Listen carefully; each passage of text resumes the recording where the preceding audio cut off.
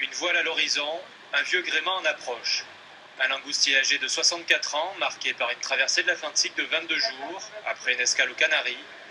À bord, des denrées alimentaires, des outils agricoles, des voiles, des vêtements, des jouets et du matériel ophtalmologique. Le tout à destination d'un orphelinat haïtien. Avec les graines, ils vont pouvoir cultiver et consommer ce qu'ils auront cultivé. Et avec les outils, ils vont pouvoir cultiver. Avec les voiles, ces grandes voiles qu'il y a actuellement sur le bateau, ils vont devoir les couper, les ajuster pour leur bateau et donc pouvoir aller pêcher et consommer leur pêche. Donc l'objectif, c'est plus un travail sur l'envie d'être autonome.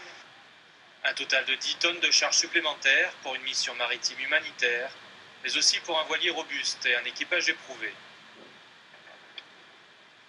Le bateau lui-même, aucun problème. Hein, mais alors, bon, c'est un peu les soucis techniques. Les soucis techniques de par le pilote automatique qui a rendu l'âme dans le sud des îles Canaries. Donc, il a fallu barrer chacun de notre tour, nuit et jour.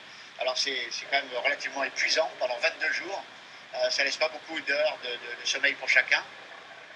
Une fois les voiles affalées, le rafio des années 50 entre dans le chenal de Pointe-à-Pitre avant d'accoster à la marina de Bas-du-Fort. Parmi les hommes à l'accueillir sur le quai, le ministre conseiller à l'ambassade d'Haïti en France, en personne.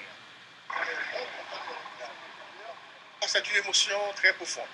Profonde dans le sens que quand vous voyez une association venant de l'Europe pour apporter de l'aide en Haïti, surtout pour de l'orphelinat, c'est quelque chose, n'est-ce pas, qui est très spécial. L'important, ce n'est pas une seule association, c'est comme un ensemble d'associations qui se sont réunies, n'est-ce pas, pour trouver de l'aide, collecter de l'aide, n'est-ce pas, pour porter à Haïti.